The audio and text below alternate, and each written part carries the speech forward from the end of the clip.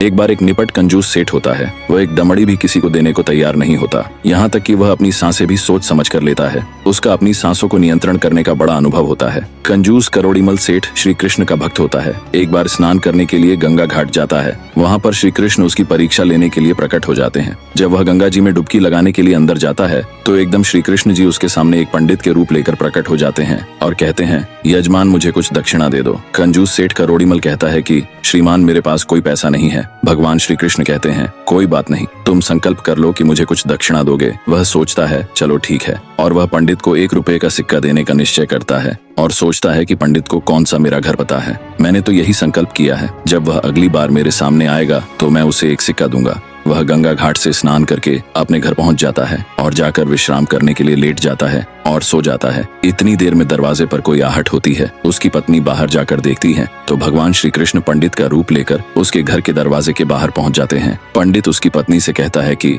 यजमान जी ने मुझे 1 रुपये का सिक्का देने का संकल्प किया था, उन्हें बोलो मैं आ गया हूँ, वह सिक्का मुझे दे दो। जब कंजूस सेठ करोड़ीमल की पत्नी जाकर उसे कहती है, आपने क्या किसी से कोई संकल्प किया था? सेठ ने कहा, सुबह एक पंडित को बोला था तुम्हें 1 रुपया 1 सिक्का दूंगा। पत्नी बोली कि अब वह बाहर आ गया है और अपना सिक्का मांग रहा है। सेठ बोलता है, जाकर कह दो कि मैं बीमार हूँ, फिर कभी आना। सेठ की पत्नी जाकर बोल देती है, श्रीमान मेरे पति बीमार हैं, आप बाद में आ जाना। श्री कृष्ण कहते हैं, कोई बात नहीं, मैं भी इंतजार कर लेता हूँ, आप तब तक मुझे जलपान करवा दीजिए। पत्नी जाकर पति को बताती है कि वह पंडित ऐसे बोल रहा है। सेठ कहता है कि 1 सिक्के के साथ साथ अब जलपान का भी खर्चा करवाएगा। सेठ अपनी पत्नी से कहता है कि तुम जाकर बोल दो कि सेठ जी मर गए। उसकी पत्नी कहती है कि आप क्या बोल रहे हो? वह कहता है ऐसा करना ही पड़ेगा, नहीं तो ये पंडित नहीं जाएगा। उसकी पत्नी जाकर कह देती है, श्रीमान मेरे पति मर गए हैं। भगवान कहते हैं, कोई बात नहीं, मैं जाकर पूरे गांव में खबर कराता हूँ। सेठ जी नहीं रहे, आप अकेली कहाँ सारे गांव भर में घूमती रहेगी। थोड़ी देर में सारा गांव इकट्ठा हो जाता है और सेठ की पत्नी बार बार यही कहती है कि मेरे पति जिंदा है,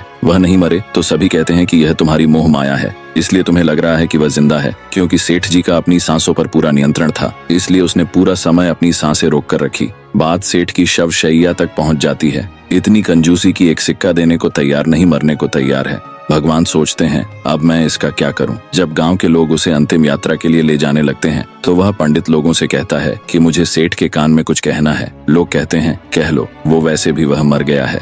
भगवान श्री कृष्ण कहते हैं, आंखें खोलो, मैं बैकुंठ से आया हूँ तुम्हारे लिए, जो मांगना है मांग लो। सेठ खुश हो जाता है कि भगवान मेरे लिए बैकुंठ से आए हैं। आंखें खोलते हैं तो क्या देखते हैं, ये तो वही पंडित हैं। तो भगवान मुस्कुराकर कहते हैं, मांग ले जो मांगना है। सेठ जी कहते हैं, भगवान मुझे कुछ नहीं चाहिए, मैंने जो संकल्प किया है कि 1 रुपए का सिक्का दूंगा, मैं अपना संकल्प वापस लेना चाहता हूँ। मैं 1 रुपए का सिक्का नहीं देना चाहता। भगवान बोलते हैं, तथास्तु।